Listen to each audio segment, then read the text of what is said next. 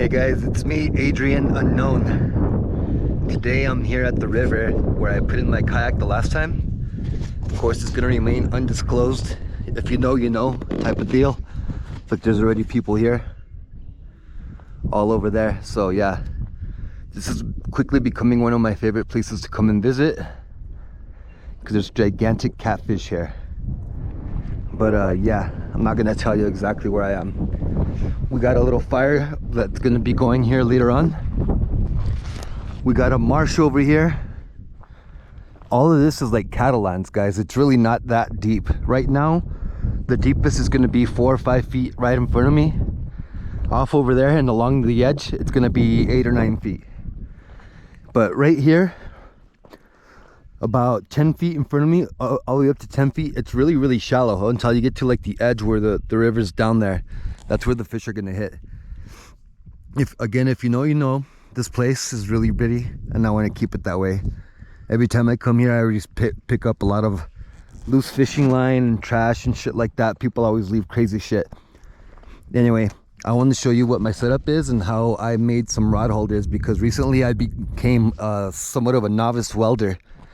I have a welding machine and I've been going a little crazy with it. I like making fishing rod holders and things of that nature for now. Anyway, check it out. Here's some of my fishing rod holders. All right, so if you guys know anything about catfishing, you know that Muddy River catfishing, aka Chris Flores makes some rods, right? Well, the end of my rod had this big ass swell, like a mushroom.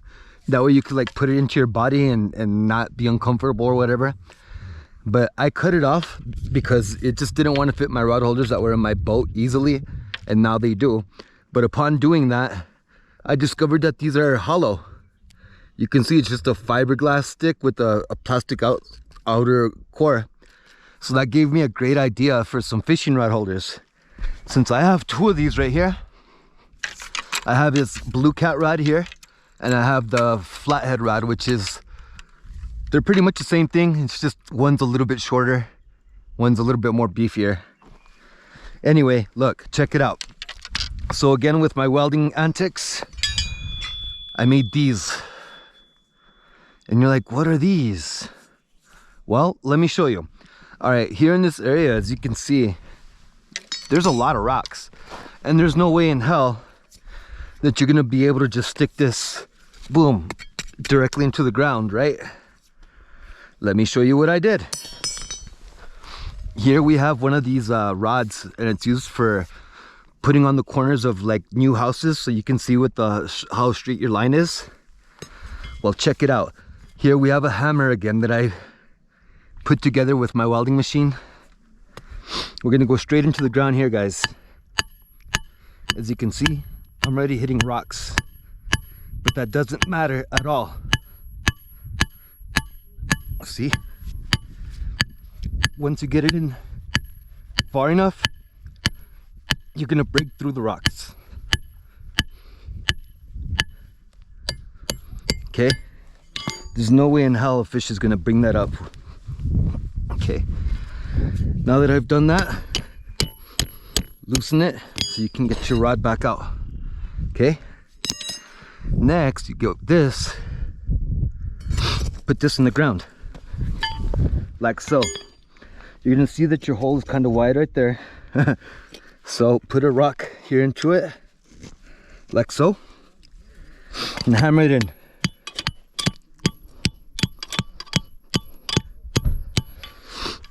Okay, so now that you have that, check out what I figured out you can do.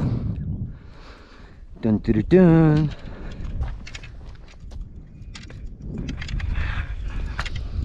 Perfect. This thing's not gonna go anywhere. As you can see, it's hooked up with the Santee Cooper rig. I've got a 4-ounce weight right here. Got a 20-pound leader and a big ass hook. So we're gonna take some of our chicken liver, big chunk. Okay. Whoa. We're gonna hook it through. 1, 2, 3, 4. Just like that, guys. This right here is one of my favorite rigs. It's a Santee Cooper rig. So this is going to be on the bottom. The swivel's going to hold it right there, and this is going to float above the bottom about 2 feet. It's got the big ass piece of chicken liver. So this we're going to chuck out into here. We want to be gentle with it because it's chicken liver and it can come off the hook pretty easily. That's actually far enough. So that thing's gonna want to float, okay? If you give it slack, it's gonna float. So go ahead and put it in your rod holder and then tighten your line. Give it a couple pulls after you feel that it's hard on the line. That way you can make sure that you're good. Here is a fishing bell. And I'm gonna put this on the end of here. This is gonna allow me to know if indeed I'm getting some sort of a hit. Ta-da! Pro tip, guys. Look, just like I told you, I was making some fishing rod holders. I have another one here, another design. This one's just the iron cross, literally. These are for the big fishing rod holders. And here is a different one. This one has a thinner rod. As you can see, this one's a lot thicker. It's not going to bend at all. This one won't either. But this one has a foot peg. So you can actually put it in the ground. And usually, if it were in a better terrain, you could just push it down into the ground. And you could have said fishing rod holder, more traditional. It'd go in like that.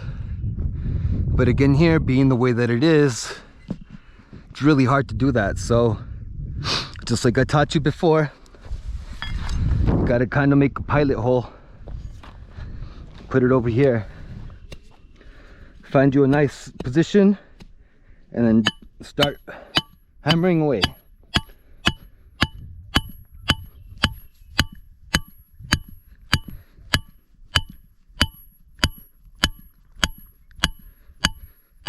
You can hear how hard that is because we're going past river stones and shit like that. Okay, that one's done. So go ahead and take one of these traditional ones, somewhat traditional, put it into the hole like so, and then here you're gonna get a piece of wood, right? You're gonna notice the hole is a little bit wobbly. So go ahead and stick this into the hole alongside the other thing and use that to push down. And now it's gonna be nice and solid. Beautiful.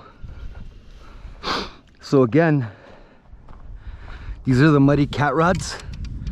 This one's an ugly stick catfish rod, and it's got a more traditional size end for me to be able to just slip right here into this rod holder. Ta-da! Just like that.